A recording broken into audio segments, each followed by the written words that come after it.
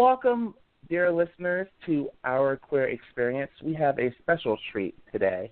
We are here with author and Huffington Post contributor Suzanne DeWitt Hall. She has not only authored the Bubble Pimple Adventures children's books, but she also has the Where True Love Is, an affirming devotional for LGBT plus individuals and their allies. She is so hard at work on furthering teaching about gender to kids so they can feel more free to be authentic to themselves. Her work is designed to shine the light of love into hearts darkened by discrimination and fear. She lives with her beloved wife, 2 terriers, and a cat named Chicken, and her life is so full of joy, it's surprising her house can hold it all. Welcome, Suzanne. We're so happy to have you here. Thank you. I'm very honored to be here talking to you guys today. Yeah, thanks for reaching out. Well, that was my wife, because she's on top of all things social media. So she connects me, because I try to spend more time behind the typewriter creating, and she's out there on the forefront studying what's happening in the world. So it works out well. So like you're a good team. Makes us, yeah. I'm sorry, also makes us. Question? Oh, Bruce. Well, I just said it sounds like you make a good team, but I do have a quick question about your bio. So you have a cat named Chicken? We do That's have hilarious. a cat named Chicken. Most of our animals have weird names, because one is Rumpelpimple, and his real name is Charles. Chicken, her real name is Anastasia Butterscotch, and our other terrier's name is Philip. So I don't know. He is the straightest one of the bunch, apparently. That's awesome. Philip sounds so regal. And he's totally not. He's like the craziest little toddler furball kind of wackadoodle kid. So, the name is funny, but somehow it just stuck. That's awesome. I love it. So the Where True Love Is, what kind of inspired you to write that devotional? Well, my wife and I, we came from very conservative, socially conservative Christian backgrounds. She was primarily Baptist in her upbringing, and my formation had come through studying the Catholic Church. So both of us were married to men in unhappy marriages at the time that we met. And we met in church and became friends. And then over a couple of years, the relationship changed into love. And so because of our conservative Christian background, we had to figure out what was going on, what God was doing, because we firmly believed that we were brought together for a reason and a purpose, and that it was God's will. So we had to study the scriptures in a different way that we had before. So the book is a result of our daily Bible studies, thoughts that came out of Sunday services and sermons and reading, and it's a compilation of the thoughts and revelation that we received throughout those years, about 7 or 8 years of study. Wow. So it's a labor of love. It's amazing. Mm-hmm. Yeah, we're pretty excited about it and very happy with how it came out. That's great. So was it kind of team written, or did you firmly take the lead and your wife contribute from her experiences from time to time? Well, I'm the writer of of our team. And so what would happen is that we would discuss something, and we would come across some kind of a nugget. And a lot of the times it was through our discussion. Some of the times it wasn't. It was from other settings or things I would come across, or thoughts that would come to me directly. And then I would go off and formulate it and sort of expand on it. And it's a funny thing in writing. It's kind of a process of thinking through. So a lot of times it would be born or just started, kind of inseminated, I guess, in conversation. But oftentimes it's the writing process that develops it. I don't know if either of you do any writing, but there's something that happens during the writing process that's actually part of the creation and part of kind of the revelation. So that's how that works. That's cool. So did you find that writing kind of helped you process? So you talked about how you and your wife met when you were both married to men at the time, and that you formed a quick friendship that developed into more. Were you also writing about that process, and did that kind of help you make sense of your feelings? I wasn't writing about that much because it wasn't safe to. I didn't have a safe place to. You know what I mean? I mean, my journals, paper journals weren't safe. I had a blog called The Theology of Desire that I'd been writing for a few years, which was exploring the kind of interconnection of spirituality and sexuality. And so I channeled some of my emotion into pieces there, but none of them were processing literally what was happening in my life. Oh. Well, can you talk a little more about what it was like, not only for that kind of relationship to evolve as it did, but how you kind of dealt with it? Because it sounds like your blog was maybe your only outlet to kind of process those emotions. So how were you able to keep up with all the feelings? That's a good question, because there was so much happening at the time. I mean, my marriage was ending. We had dated since I was 15 years old, and he was a year older. So, and Ed stayed married until 2010. I left. So, and I'm 50 something. What am I? 54, 53, somewhere in there. So, you know, we were married a long time, and it was not, you know, it was not a match made in heaven. That's for sure. So there was the issues of my own marriage in its death throes happening, and this new thing with Diane happening. So there's this intense sorrow and intense joy. So I think most of the processing took place just between Diane and I talking it through. We're both very verbal, and we communicate a lot, and we communicate well. And so I think most of it was just through the process of conversation with each other, because we didn't have a community, an accepting and affirming community at that time. We had met in a socially and Christian conservative church, so there was no one to talk about it there. So we really just processed it on our own until it was a few years in before we had our first chance to talk to a lesbian friend of mine and kind of come out to her and be able to have conversations. That's really cool. Do y'all currently belong to faith community? We do. We are part of the Methodist Church right now, which the denomination, I don't know if you've heard, but the denomination is going through a process of discerning how to move forward, to map a way forward with affirmation and inclusion of LGBTQ plus people. It's a complex time in their history, because in the United States, for the most part, people would like it to be affirming and inclusive. Around the world, however, it's a different story. In particular, in Africa, it's very socially conservative, and it's a large, fast-growing segment of the denomination. And so, you know, right now, the denomination is structured with a single kind of code of conduct and a book. They call it the Book of Discipline. So they're kind of trying to figure out what to do. And we feel called to the Methodist denomination, this is United Methodist, to be part of that conversation and to be part of that decision-making process, because congregations are going to have to be voting on what to do in early next year. Wow. So you are being an activist on different levels. That's really inspiring. It's interesting how God calls you into different things and lines things up so that you see the path that you're supposed to be on. Because we came from an Episcopal denomination before. We lived in Massachusetts and moved to Missouri to be near family for some family issues that were taking place. And in Massachusetts, we attended Episcopal churches. And number one, Massachusetts was kind of the first state to be on the LGBTQ rights bandwagon. So it's pretty comfortable there. And number two, the Episcopal Church is similarly early on in the bandwagon. And so there's not a lot of work to do there in either of those sort of mission fields for progress. They're both pretty well on their way. You know, they're progressive in those issues.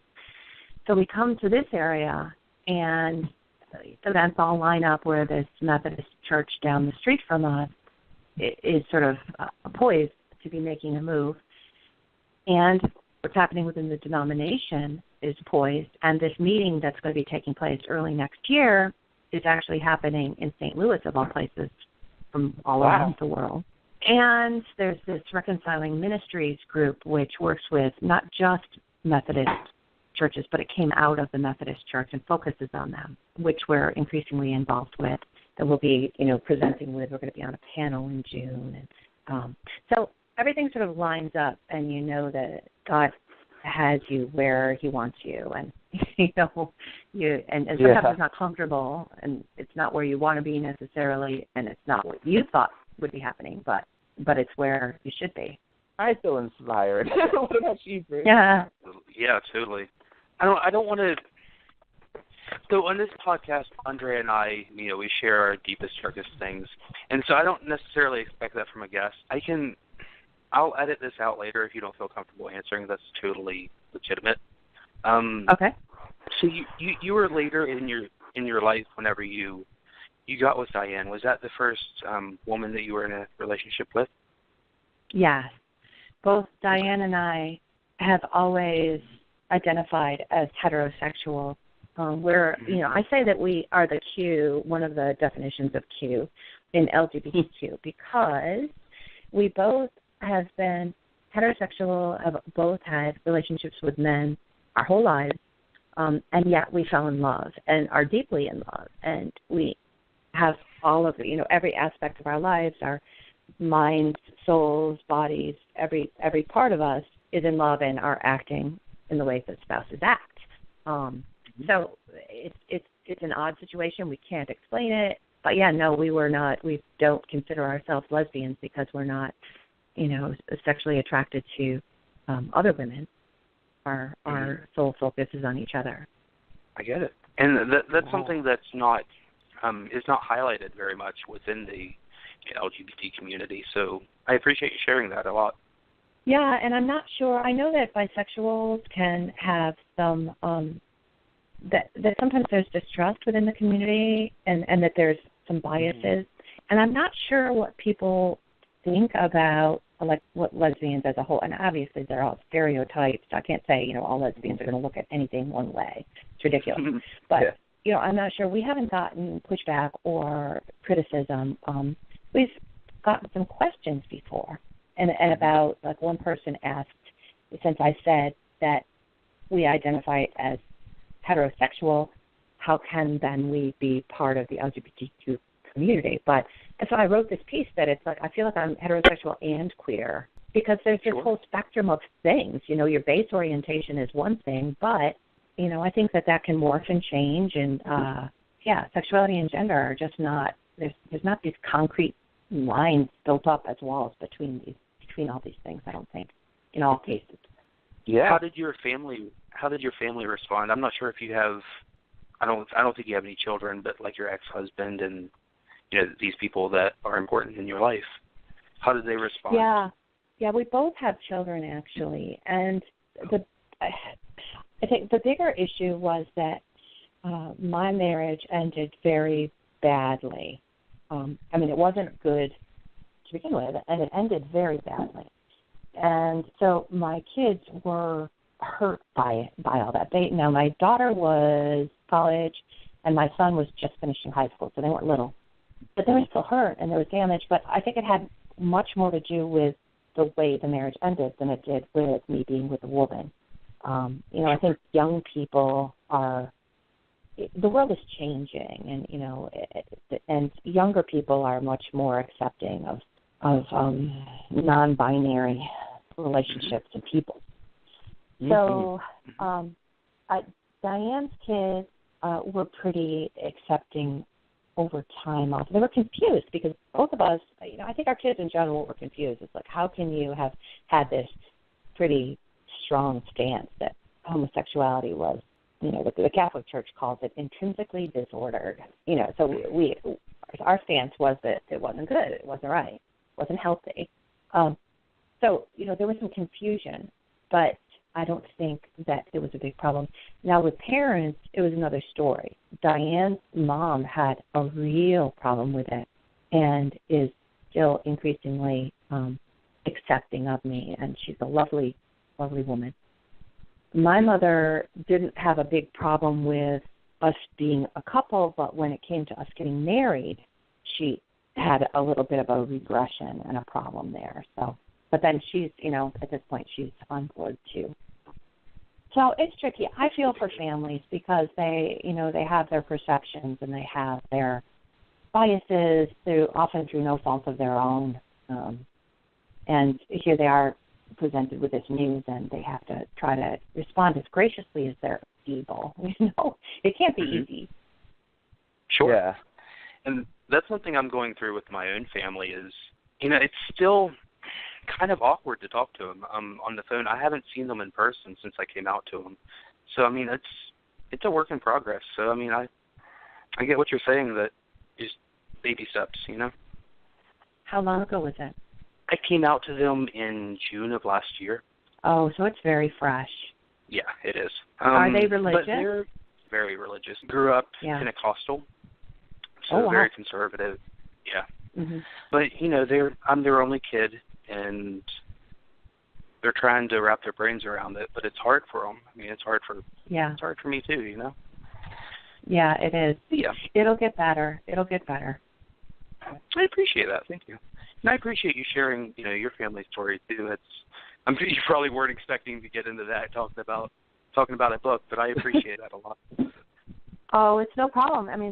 The experience is universal, or nearly universal, for LGBTQ people. So it's it needs to be talked about, and people need to be encouraged. And sometimes families don't ever accept, and that's also something you need encouragement with. That you can find other people, you can find your own tribe. There can be healing despite this, the horrible pain.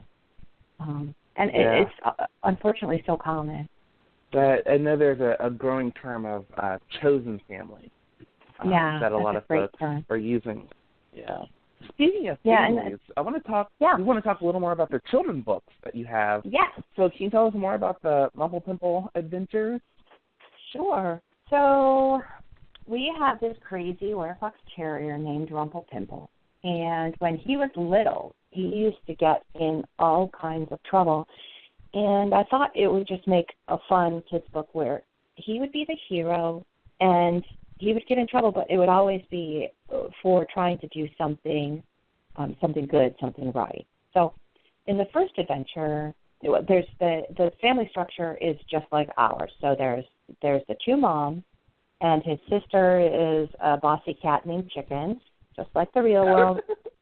And Rumple Pimple is causing me all kinds of trouble when I'm trying to get work done, and so the other mom takes him to the grocery store, and when she opens the door, he dashes out, runs across the parking lot, and runs into the store. So what the mom doesn't know is that there's a little girl in there being bullied, and so Rumple Pimple jumps in to save the day, pulls the blanket back, pees on the child's foot because the real Rumple Pimple likes to pee on things, and basically saves the day. The mom comes in and finds Rumple Pimple getting up sniffing the meat counter. So many elements in this story are true. Diane did take him to the store. He did run into the grocery store, and she did find him at the meat counter. So all that was real and funny. So I figured I would tap into this kind of universal concept that kids feel that they aren't understood, and that they might be just playing and a vase gets broken, or things happen, and so I was tapping into that. And I also thought it was important to have books that show alternate family structures and diversity. So, the fact that there's two moms there isn't addressed. It's not, it's not an issue. They're just there. It's just part of the story. That's just who his family is. So that's book number 1. Cool. So it's almost like he's a secret superhero. Exactly. Yeah. Now let me tell you quickly about the second story, because that does something a little bit different. It's the same situation, same family structure, but in this case, Rumple Pimple has a sidekick because a family moves in next door. They have a cat named Mr. Noodles who wears a tutu and a pink bow. And Mr. Noodles runs downtown when a big, like a street festival is going on. So Rumple Pimple's worried about him, so he jumps through the screen door, chases him downtown, gets picked up by police, ends up in a jail cell, and that's where his mom finds him. So, and that is roughly also a true story, where we did have to go get him out of jail. It was the human jail, and he was literally released from a jail cell. So, he has like paid bill. It's crazy. So in this case, I want, it's the same family with the two moms, but in this case, we had this character who, it's a male, it's Mr. Noodles, but he happens to be wearing a tutu and a bow. So, again, having just a character there, it's not an issues book, it's an adventure book, but having this kind of non-binary gender presentation as being just okay and just there is sort of part of our mission. So can you tell us more about the importance of having these things just kind of there and maybe not making a big deal out of it, but just saying, oh, look, this is happening? Can you tell us more about that choice to do it that way as opposed to addressing it straight head on? Yes, I think it's part of the progression of social acceptance. We needed books like Leslie Ann Newman's Heather Has Two Mommies back in when did she write it? Was it the 80s or 90s? I mean, it's been a long time now. That book it's iconic, and we needed it at that time.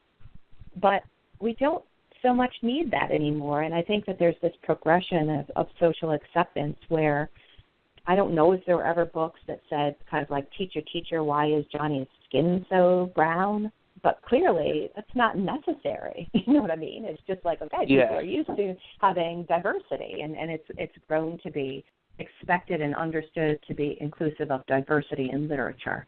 And if it's not inclusive, it's viewed that there's something wrong with it. You need to have kids in wheelchairs, and you need to have kids of all different ethnicities, and you need to have LGBTQ people showing up in kids' literature. So I just knew that it was increasingly time for that we don't need the books about explaining same-sex couples anymore. We just need them in the stories. So, our book is kind of one of those early wave stories that does that, the Rumple Pimple book. And then I don't know of any other book that did that with a non-binary gender presentation kids book yet. So far, most of them, there's some great ones out there, like Leslie has Sparkle Boy, and Christina Baldacchino has Morris Micklewhite in a tangerine dress.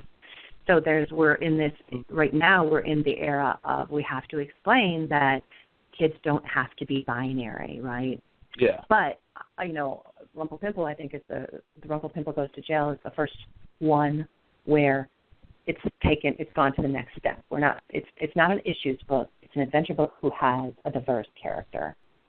And that's really cool. Do you have you had the opportunity to go to libraries or schools or other places where you can read the books and kind of have conversations with children around them?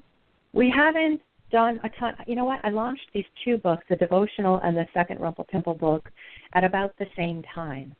So we haven't, I don't necessarily recommend that because the focus, we know that the world is really hurting for LGBTQ people and youth, and, that Christianity has done a lot of harm. So our primary focus on promotion has been for the devotional. We'll be shifting back to Rumple Pimple Goes to Jail. Our readings of it with individual kids has been kind of remarkable and fun, that they're just so accepting, and they don't really even ask that many questions. It's just they just kind of get it, and so it's really fun to see that they're so much farther ahead than adults are.